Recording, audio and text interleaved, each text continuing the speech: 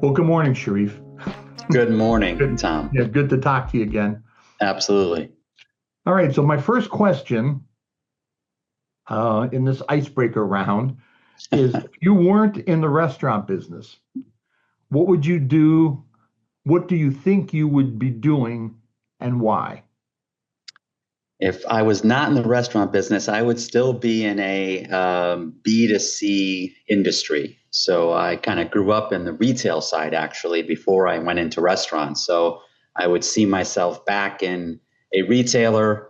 I find retail is fun because you still have to try to figure out consumers, right? And what they want, how they want it, when they want it. And as consumers are fickle, but that's the challenge, right? And Right. in the restaurant industry, we got the added challenge of we added a manufacturing component. We actually have to make the product and then sell it. Those retailers have it easy; they just have to sell it. Right.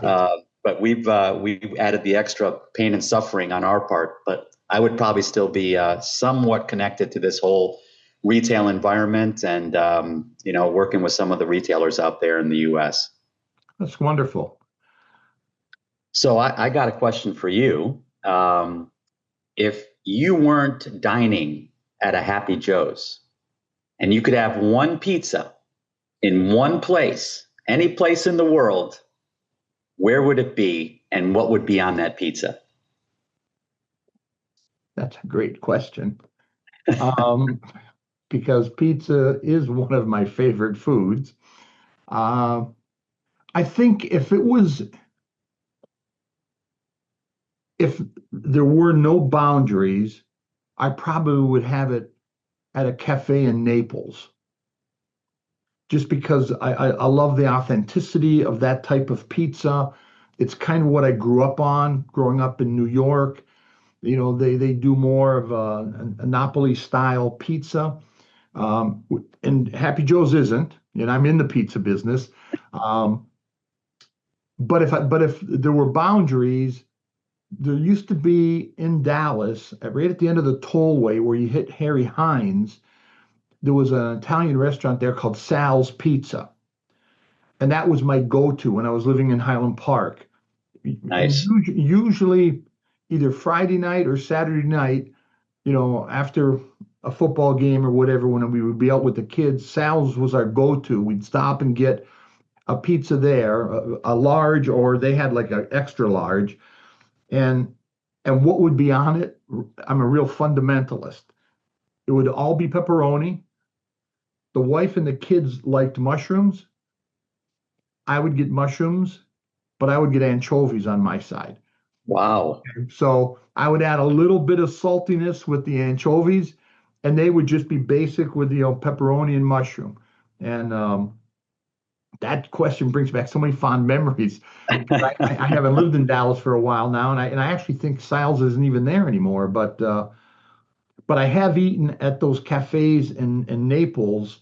Um, and as we've shared, my background's Italian, and my grandparents on my dad's side are from southern Italy. So the first time I ate there, it brought back the memories of what it must have been like when my grandparents were living there and younger and eating pizza there. So, but that would be what it would be. Very very basic, very Yeah. basic. No, there's worse places in the world to get pizza than Naples. That's for sure. Yeah, That's you went to the birthplace, so yeah. I'm going to second that as a great spot to go. Well, I appreciate that. All right, let me jump into our next question here. And this is an interesting one, at least from my perspective. A lot of talk about technology these days, and understandably so, as margins continue to tighten with higher costs. How do you vet innovation to make sure the ROI, that return on investment, lines up for your operators? And what are some of the solutions that really excite you that are out in the market today? Yeah, there's definitely a lot of technology that's hit the restaurant industry, obviously, as you know, Tom. And I think there's always the what we call the shiny new ball, right? There's always Right. something that people are trying to sell you that is going to make world peace and solve world hunger and, do Right. everything for you, right? Yeah. And for us, it's pretty simple. For us, it's got to improve the life of either our guests or our team member or our franchise owner, right? And if it doesn't do something meaningful and measurable, to your point, from an ROI perspective, that improves the experience for a guest, improves the experience for a team member in one of our restaurants, or improves the livelihood and the profitability and the management for our general managers and our franchise owners, then it's just a shiny tool that's, fun, but we're not going to pursue it. And so, as you know, in the franchising world, I've got to sell everything 3 times.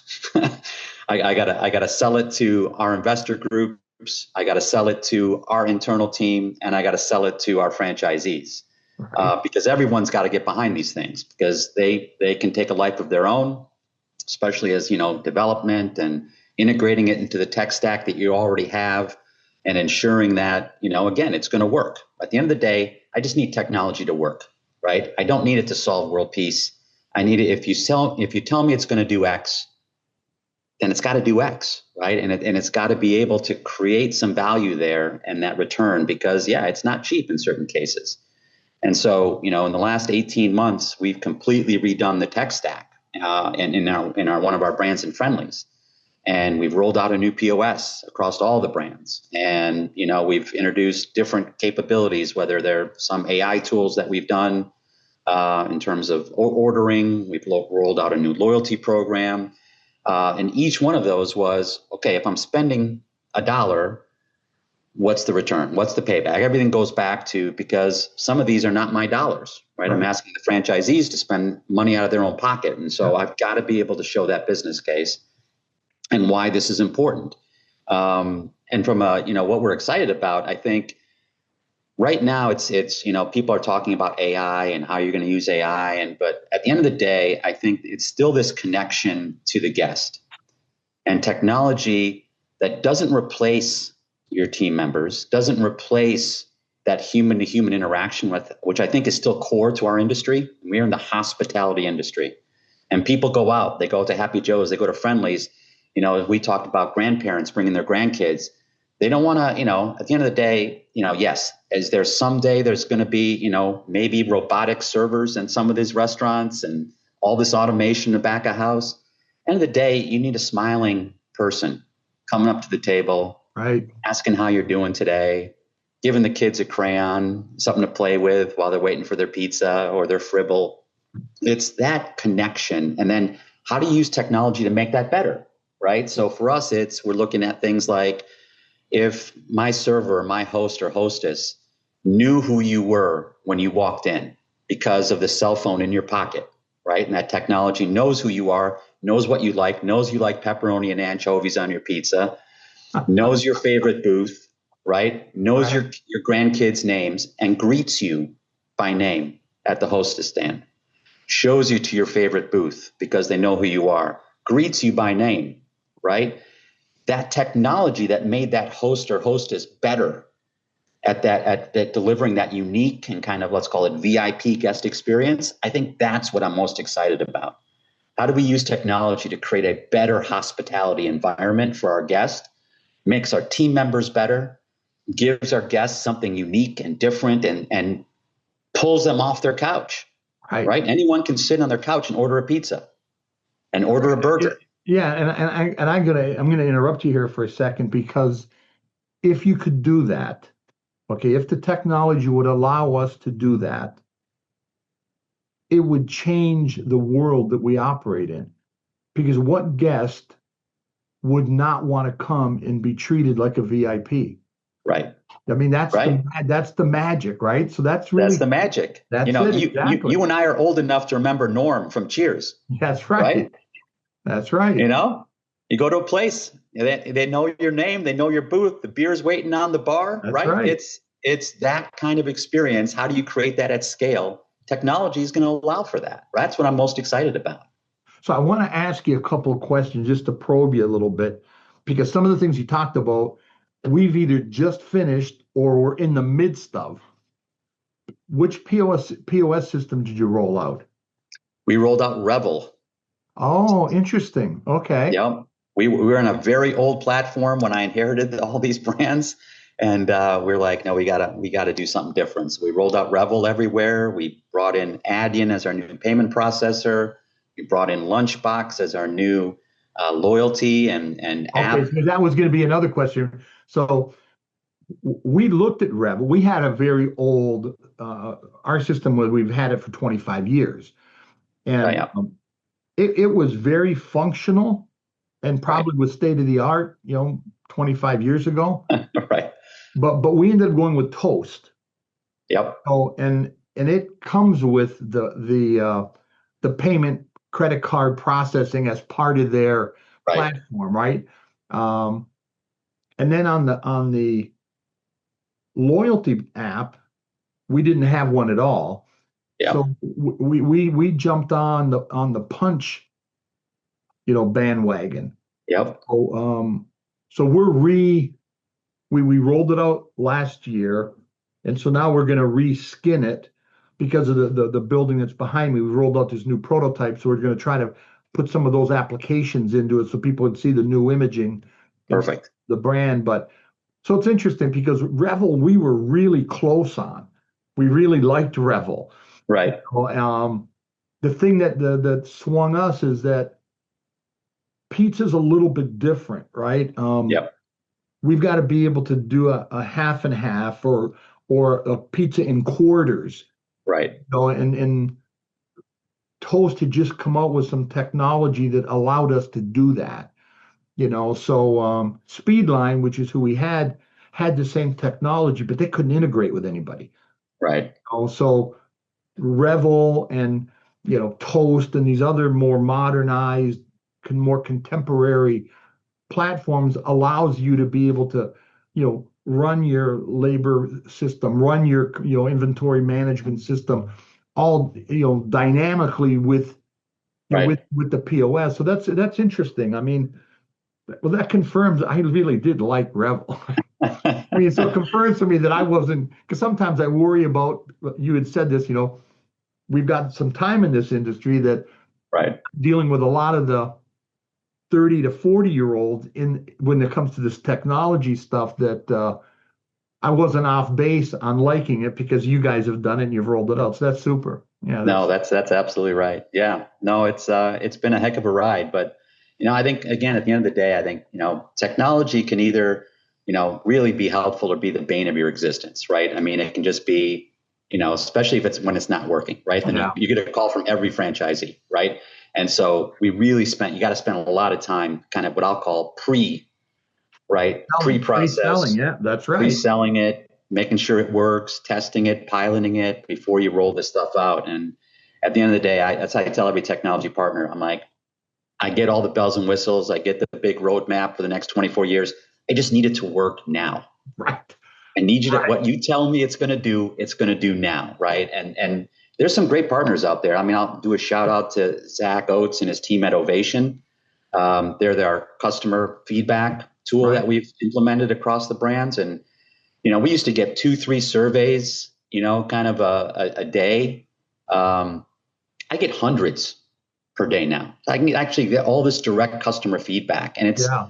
the GMs see it, the servers see it, the franchise owners see it. They're able to respond in real time, save guests.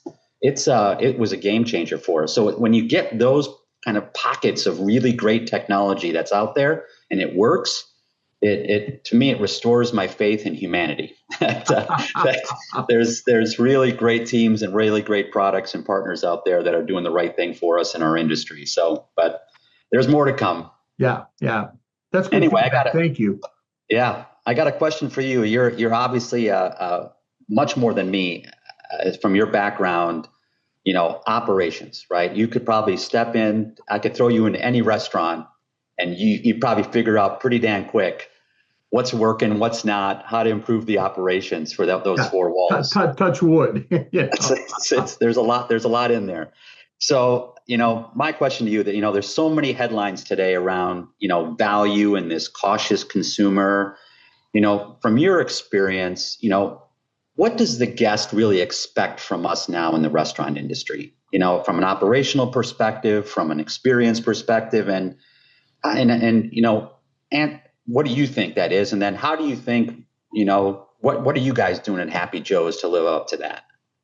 Yeah, that's a super question because that's when I got here, that was a look in the mirror I had to take to assess who we wanted to be, kind of like when we grew up. We're 53 years old, Right. like your Friendly's brand. It's been around a while, but it's a different world today in 2025 than it was in 1972 when Happy Joe started. And so today's consumer, to your question, there's some of the same fundamentals. I think our guest, whether it's a Friendly's guest, a Red Mango guest, or a Happy Joe's guest, is looking for a couple of basics. They want value for what they order, right? They want to feel like, they're getting a fair product for the price. They want to feel safe, okay, that you run a kind of an operation. They know they can come there and get a good quality product. The place is nice. You're taking care of all the fundamentals, right? It's kind of like the blocking and tackling in football, right? Somebody can throw that big Hail Mary pass, but at the end of the day, if somebody's not blocking on the line, the quarterback's not going to be able to release the ball. That's right. So you got to take care of that. But I think what's changed since I was much younger, as you and in our industry, is that the outside world is different today than it used to be. And so one of the things that when I got here, we started using the term, we want Happy Joe's to be everybody's safe haven. When they come here, it brings back that Norman Rockwell, all Americana, type of an environment. So for that 15 minutes, if you're picking up a pizza to go, or that hour if you're coming in to just have dinner, or that hour and a half or 2 hours if you're here for a birthday party, we want all the, pardon the bluntness, but all the BS that goes on once you get back outside the front doors to kind of disappear. And when you're here, okay, we want this to be your happy place. We want this to be your safe haven. And because that was a question that was asked to me, Tom, why Happy Joe's at this time in your career? When you ran Ghirardelli chocolate on the retail side, you were CEO of these other publicly traded companies. And I said, I think it's because Happy Joe's is in a place like some of your brands are and some of our competitors' brands are, that we can really make a difference in the communities that we're in. Right. We can hire some of the kids that need structure, okay, need discipline, but also need love, okay, and we can give that to them in our environment. We can be the place where families come and know that for a fair price, they can get the experience, that we would have wanted for our children, or we had when our parents took us out as kids. Because I don't have to tell you, all of us know it's a different world today. I mean, Right. there's crime everywhere. My wife and my daughter and my grandkids, we're going to go up to Washington, D.C. a couple of months ago. My daughter had a conference she was attending. And it's like I was so panicked, you know, and I grew up in a real peaceful family. And this is terrible to say in this environment, but, you know, I've got a concealed carry license, Mhm. because it's a different world and I'm old and I want to be able to protect my wife and my children and my grandchildren if I'm out and something bad happens. Right. 10, 20 years ago, I would never even thought about that. I hadn't even handled a handgun. Right. So all these things have changed the world that you and I grew up in. And now we need to modify what it is that we're giving to the guest. What is the package that they get? They get a fair price, they get a quality product, they get it in a nice environment that they feel is, relatively contemporary, or modern for 2025. But it's also a place where they're going to be comfortable that when they're there, all that craziness that's going on outside the world that we have no control over goes away. I mean, it goes Right. away, and you can, and so to me, that's been one of the missions we use. You use the word in your commentary when you were talking earlier, and that's a word that we use here is hospitality. It's not about service. Service is making sure, okay, that we're bussing the table properly and we get the food to the table when it's hot or when it's going to need it to be when it's cold, like ice cream. Right. The hospitality is what makes the guest feel special. And you Right. talked about that automation and the technology that if it could help us, it would create that dream environment for us, right? Yep. We don't have some of those things at Happy Joe's. So we rely on, like in the POS system, if somebody calls us on their phone, it will bring up their name and their last order. So we do Hmm. have some of that element. So we Right. can say, Mr. Sacco, nice to see you. Would you be interested in that same, pepperoni, mushroom, and anchovy pizza again? That's right. Um, but it's giving them that comfort that to us, for that moment in time, they're special and Right. we're going to treat them that way. And it sounds like that's exactly what you're doing at BRIX. So I Yeah. I mean, we one can of our mirror it. taglines, yeah, to your point at Friendlies is, we serve memories, That's right? right. We That's do right. more than food, right? People That's think right. about when they've been to a Happy Joe's or Friendlies. I mean, I remember going after my Little League game. I remember coming with my grandfather, and now That's I'm a right. grandfather, right? And it's that continuation of memories. They don't remember what they ate, but they remember they were there. And We create magical memories. that's That's right. exactly what we do. Yep. And that's the difference. That's what we can provide to the industry today that we didn't, our predecessors didn't have to do that when we were growing up. That's Okay, right. but today it's a different environment and it's a different world. And too much of what happens in our industry as a whole is just based on functionality. Right. How long does it take to get through get you through the drive-through? How long does it take you to prep this? How long does it take you to make that? So that's all important.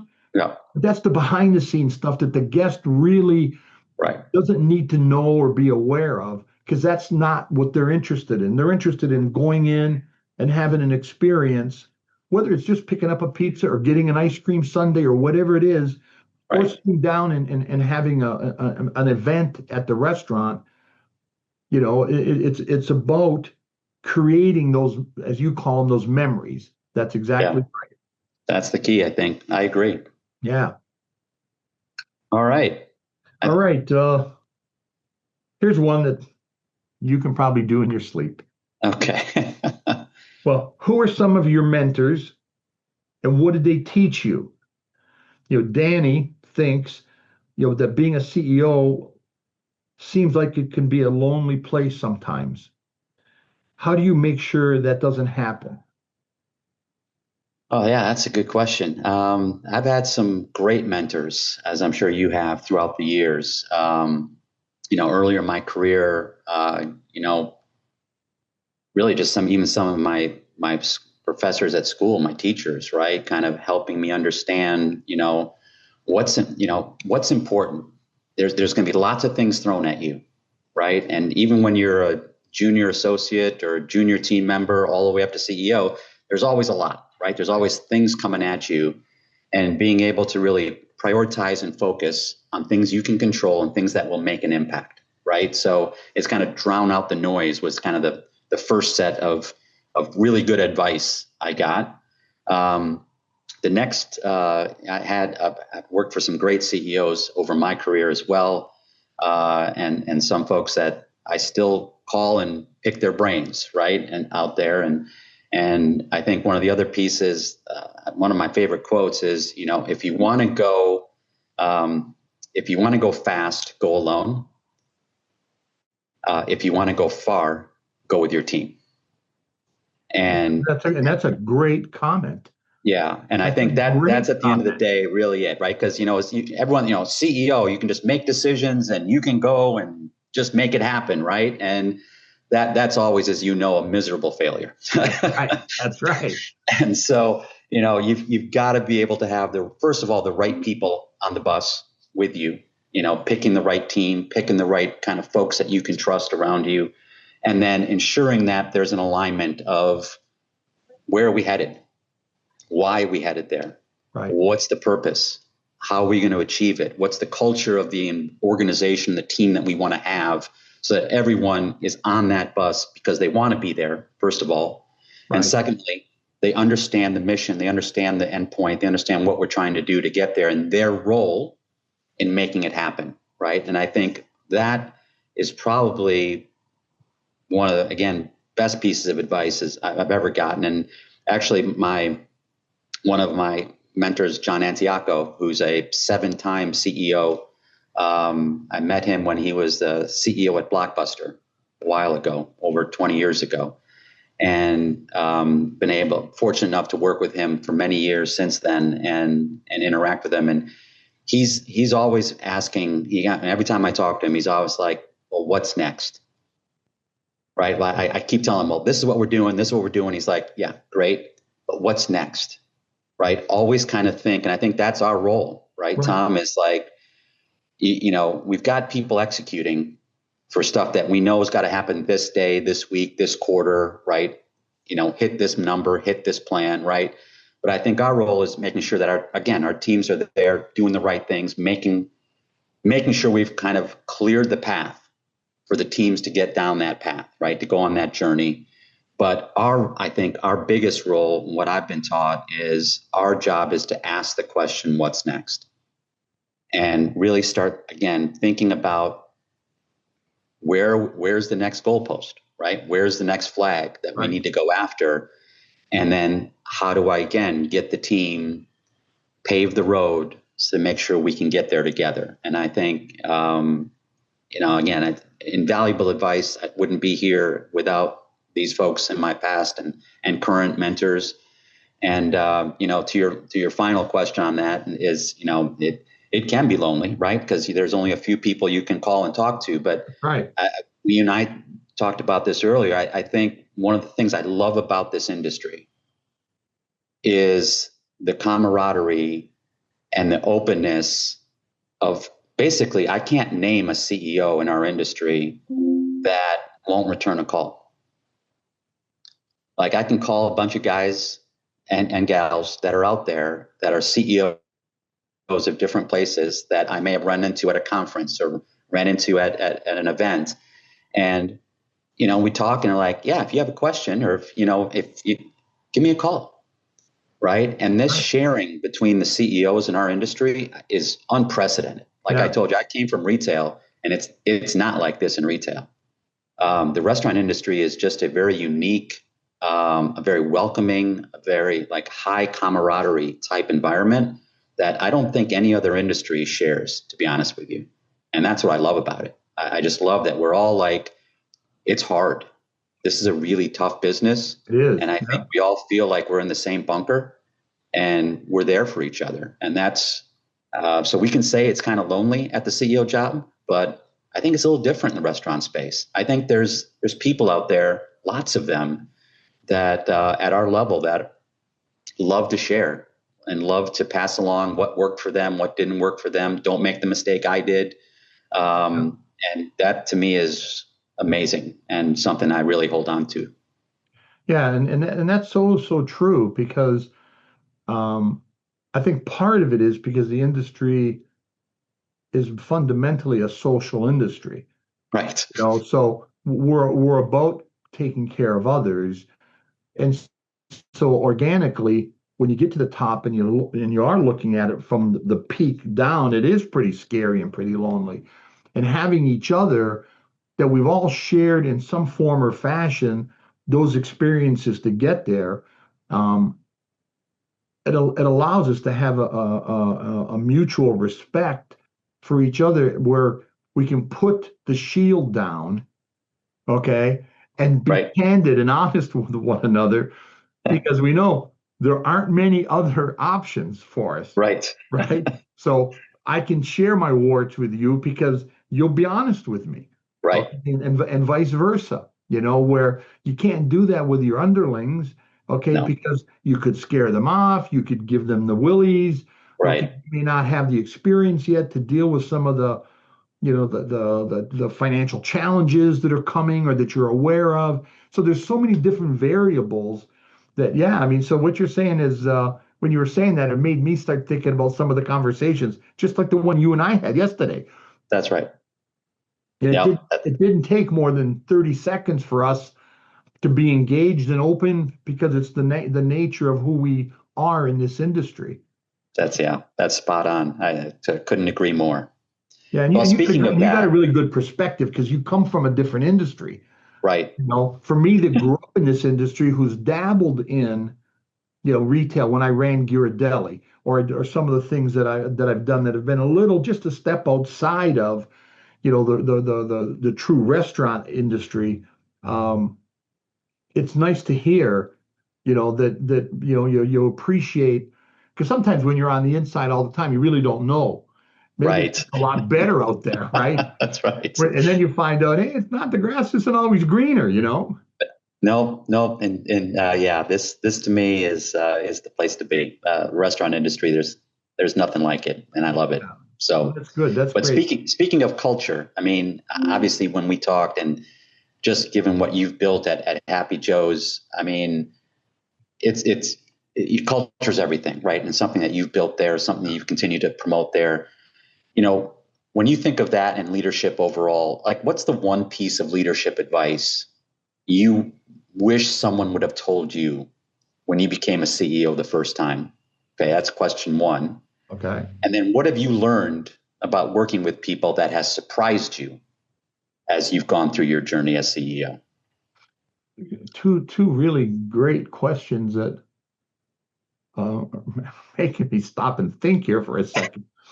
Um, all right. The first question, I think the thing that was the most impactful to me, and when I had a chance to look back and reflect on my career, it had always been there, but I had never had anybody just kind of look at me straight in the eye and say, here's what you need to do.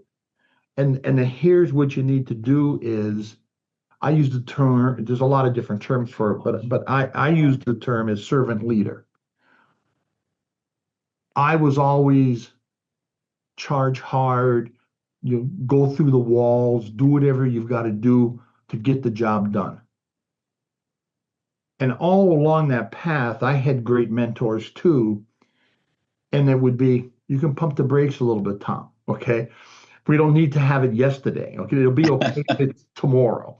Right. Um, but the people part, I've always been very people driven, but the servant part about if you take care of others, okay, you grow your team. You take the time to invest in your team, but you take the time to invest in your vendors. You take the time to invest, okay, in your guests, whether it's that hospitality piece we talked about earlier, and even the investors, the shareholders. I've been with, VC people, PE people, publicly traded, single owners. If you take the time to invest in them, what ends up happening is, and again, servant leader is just kind of like the colloquial term right now for it, but if you take care of what their needs are, okay, at the end of the day, your needs are going to be fulfilled. Right. And it seemed so simple, okay, once it was implemented. Okay.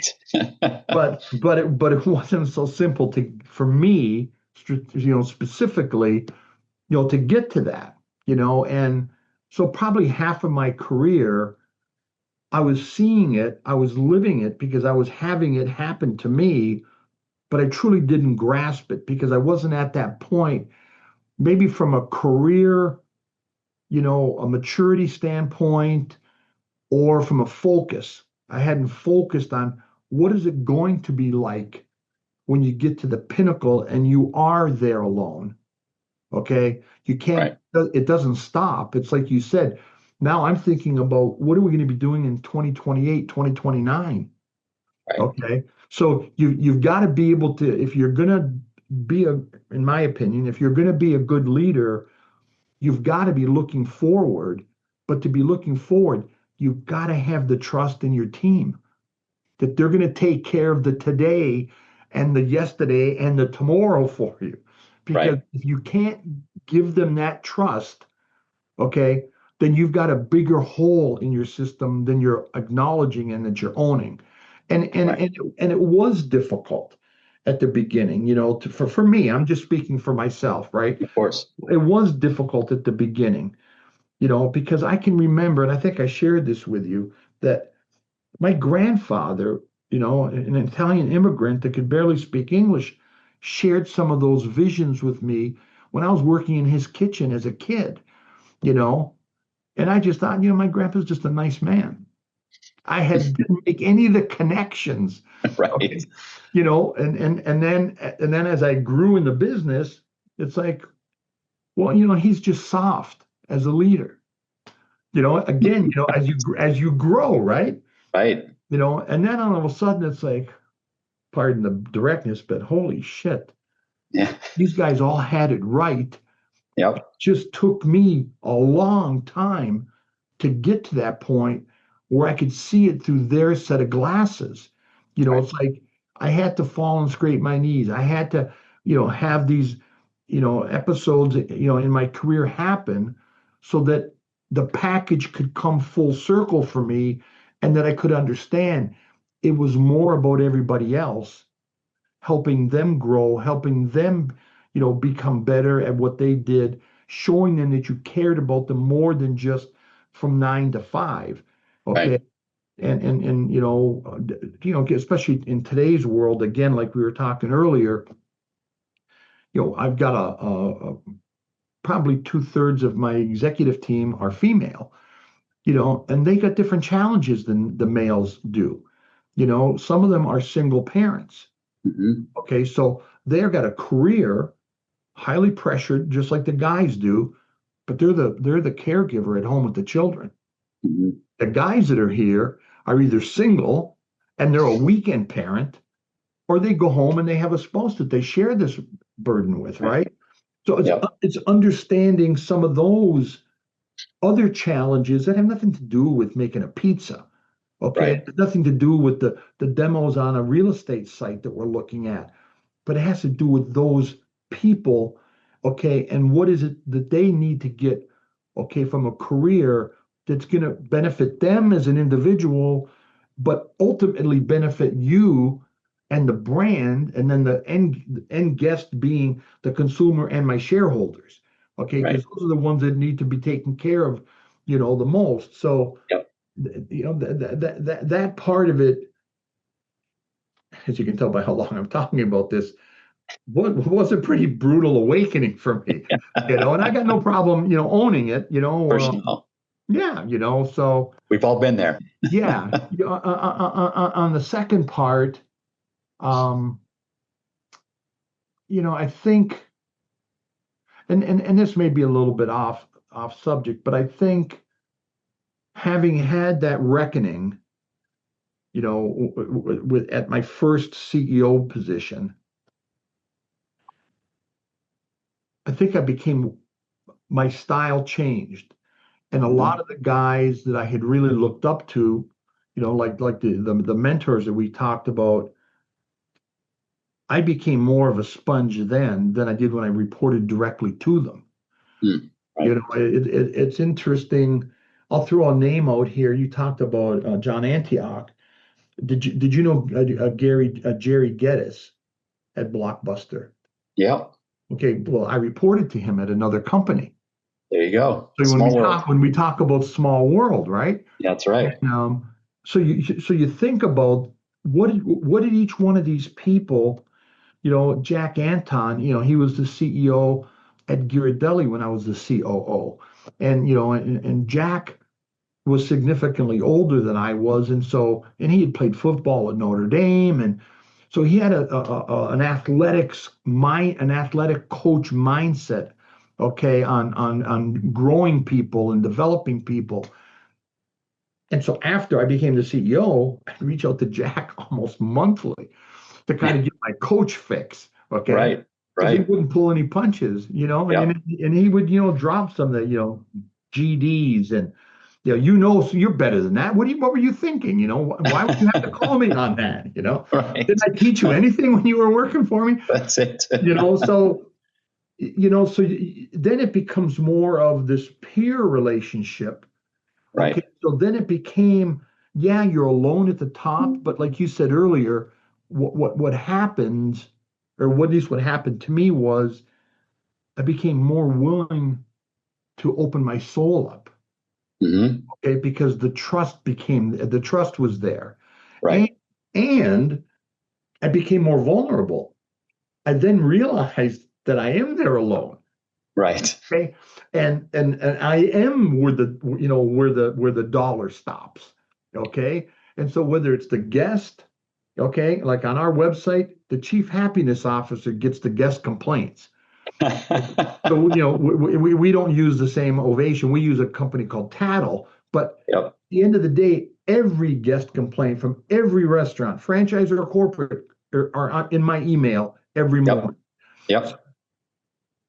Exactly what you were saying earlier. Mine too. It's like, right, but see, it's like now we're the one that's responsible for dealing with it, right? That's right. It's not, it's a different, when you're coming up the ladder, it's different little, well, he's the guy or she's the guy that's got to Right. take care of it. Well, now look in the mirror, Dud.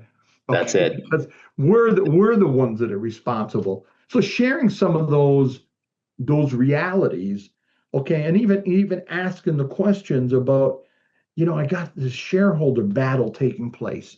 You Right. know, when we work together and you're at a public company now, how did you deal with some of these things? Right. And because some of these experiences you might not get in your career. Right. Okay. But you've got this inner circle, like you were talking about, Hmm. of people now that you know that they're gonna just be straight up with you. Okay. And sometimes the honesty is the best medicine. Hey, Okay, tough love is the way to go every it's time. it's the best medicine, right? Yep. That's And exactly right. you swallow that humble pill and out Yep. you go, kind of. Moving on. That's right. Exactly. So I, Good. I don't know. Is there anything else on that you wanted to have me touch on, or? No, I think that was perfect. Thank Okay, you. good. Yeah, you're more than welcome. Yeah, this stuff was pretty deep, so it was. I'm not gonna lie, I had to think about that for a couple of seconds there. Oh, that's good. Yeah, the questions were pretty thoughtful, and but now it's like it's the wild card, right? Now we can just chat, and Chat. so But yeah. let me ask you a question that is from left field. So, who's your favorite team and why in sports? Ah, Whatever the sport well, is, and why them? yeah, well, I grew up, so I moved with my family when I was very young from Egypt. So I was born in Cairo, and of all places to move from Cairo, Egypt, we moved to Wisconsin. Yeah, so Yeah, it's I mean, polar just differences. it's an Yeah, obvious choice, right? You right. coming from Yeah. Egypt, you plop into Wisconsin in the winter, by the way. So it was the first time my parents had ever seen snow. Oh, Um, wow. and so, yeah, so I was obviously still very small. I was 3 or 4 years old, and my dad, was a chemist who got a job with a cheese company, hence Wisconsin. And my mom was a teacher, and so they had to. My dad worked as a dishwasher at a local restaurant at night to make ends meet, and immigrant family trying to make our way. But one of the first memories that I have was my dad taking me to a Green Bay Packer game in Wisconsin Oh, at Lambeau Field. So I know most people wait their entire life for that kind of bucket list thing. yeah. Uh, I did it like when I think I was 8 or 9 years old, and I still remember it. And shortly thereafter, not shortly thereafter, about 10 years later, I signed myself up for season tickets. And then 20 some years after that, I was able to now have season tickets to the Green Bay Packers, and I'm a shareholder of the Packers. Oh, And wow. I plead green and gold. And if you could see my case over here is full of Green Bay Packer paraphernalia. So that is by far my favorite team, lifelong Packer fan, and that's the story. Well, that's a great story, and you talk about how life throws you spades. You end up in Wisconsin, and then your favorite team becomes like the mecca of NFL football. Right. With Vince Lombardi's history and all the history goes back, with the Green Bay Packers. I mean, I am less of an NFL fan, but I'm a huge Green Bay Packer fan. I knew you were going to get along with me, Tom. That's perfect. That's perfect. And what makes it even better is the longer I've lived in Texas, the more and more I've disliked Jerry Jones as the owner of the Cowboys. So he made it easy for me to appreciate some of these other organizations that don't run their businesses like he runs his. That's right. Well, you'll have to come down. The Packers are playing the Cowboys here in Arlington at the end of September. I will be there cheering on my Packers against those Cowboys. So, Good for you. Yeah, that's really wonderful. That's a really, cute but personal story. Yep. No, it's because I didn't know if you were going to say, oh, I really got into MSL soccer. No. Because of the the history of the sport. Egypt and how much pride goes into those national teams and stuff, kind of. So, but yeah, that's interesting. Out of curiosity, who was the cheese company? It was Grande Cheese. Oh, in Fond du Lac. Yeah, I know the brand. If we put it on our pizzas. Perfect. See, you talk about full circle. Grande cheese. That's I worked there a couple summers moving the cheese in the vats. Okay. The mozzarella blocks, right? So I'm a cheesehead through and through. That's great. That's really great. So now I got a question to that point to you. Okay. Because I consider your Italian heritage, you're a pizza guy. Everyone's going to want to know, what's the secret to a great pizza you can make at home? Is it the dough? Is it the tomatoes, the sauce? What is it from a true pizza connoisseur? Well, it's going to start with what the person likes the most, right? If you're a bread guy, okay, then the dough is going to be key to it, right? Right. That's why there's so many different kinds of New York style, Chicago style, Detroit style. There's all these different kinds of crusts. But for me, it's always been the sauce. It's always the magic is in the sauce. There you go.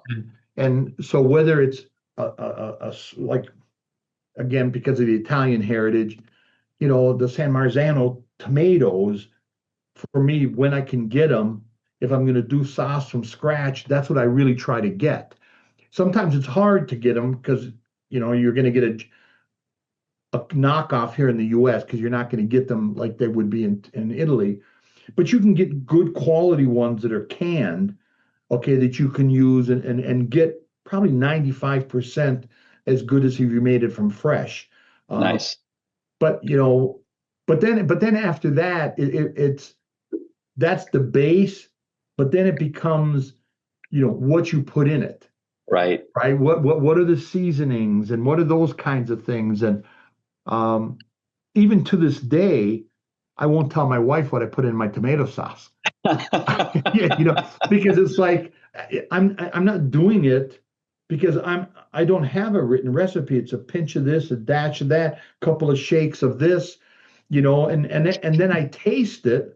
Yeah. And it's the taste. For me, the one of the gifts I was given. I tell everybody, it isn't that I'm good looking, it isn't that I'm this or that, but I was given a good palate. Right. So to me, that's how I drive, the menu ideation and innovation here at Happy Joe's. Is the staff will make, all kinds of products for me to try. And I can say, but this just doesn't have, well, how did you know that? I didn't even tell you what went in. I said, I can tell you, I can't taste it. because you should be able to taste these things. Okay, if you Right. have that kind of a palate, you can taste, if there's oregano in something, or if there's thyme in it, or little nuances like that, Right. and here at Happy Joe's, we don't do traditional pizza. Okay, No. we do a sloppy Joe pizza. We do a beer cheese pizza. We do all kinds of different things. I mean, yesterday I was looking at some cheesecake, cherry and cheesecake apple dessert pizzas. Wow. So we've got a whole breakfast line. We got a whole Mexican line of pizzas, where we use, like, traditional pizzerias use the red sauce as the base. Well, we use refried beans as the base on all of our Mexican pizzas. At Christmas time and Thanksgiving, we use cranberry sauce. And Nice. we build a turkey and dressing and mashed potato, pizza, that's like literally eating a Thanksgiving dinner, an American Thanksgiving dinner, right? But on Right. but on the pizza pie. So the dough becomes really the frame of the piece of art, Yep. and we don't go into any product that we're making where it has to be based on where it has to have white sauce, it has to have red sauce. It's Right. what are we trying to create, or what are we trying to recreate? Because I look at it like, here at Happy Joe's, we create comfort food. Yep. Okay, so it's not necessary. So comfort food has a lot of meanings to different people. You know, we've got a shrimp and grits pizza. Okay, Wow. yeah, so we do some different things, and it's not always a gigantic hit. You know, Right. but we'll do it like during Lent. We'll do Nice. seafood, right? We do a we call it Mardi Gras, but it's a Right. blackened shrimp or blackened fish pizza during Lent. And if you buy it, you get some the beads, The beads. right? As a little cachet that goes with it. That's perfect. But it still comes back to the sauce, but it's not always red sauce. Nope. We put as much time and effort into that refried bean sauce, okay, as any gourmet, Mexican or Latin chain does into their refried beans, and so it's got to have certain components to it, and part of it is you got to have, you know, lard or real beef tallow in it, so that you get Right. that kind of complexity on the palate and the butteriness of it. So there's a lot of crazy stuff that goes into it. I knew you were going But to. you asked the question. I knew you were going to say sauce. I just knew it. So I appreciate that. When I was in Italy, and like every pizza I had, it was the sauce Yeah, that was like, this is next level. that's right. Separates what I've had in the U.S. versus what I'm eating here in Italy, and it's. I love that you're bringing that kind of heritage, that kind of care to what you're serving your guests. As I mentioned, when I remember going to the Happy Joe's in Green Bay, Wisconsin. It's down the street from That's Lambeau right. Field, That's and right. it's one of my core memories as well. So thank you for bringing that back and bringing that a little taste of Italy Of to Italy. all your places. Well, it's been a fun experience, and both of us are very passionate about what we do, and how we grow our brands and how we grow our teams, and it's always fun when you get a chance to interact like this, to share these kinds of feelings, because I could have this conversation with another dad that we're both watching our kids play baseball or something, and he's going to look at me like I'm from Mars. Because he works for an IT company or something, right? Right. And it's like, Yep. dude, how Yep. can you get so wound up over tomato sauce? That kind of a thing. But We each do. own, and you know, We do. Wait, don't that's don't even right. get me started. We've run out of time where I could start talking about ice cream, Tom. So we're good. But yeah, no, I think this. I appreciate it. This has been a great conversation. I want to Yeah, it thank has been. Danny and the team for putting us together, and hopefully those folks out there that listen to us will get a kick out of this for spending an hour with us. Yeah, with these two immigrant kids that are running great restaurant brands now. Who knew? That's right. Exactly. Exactly.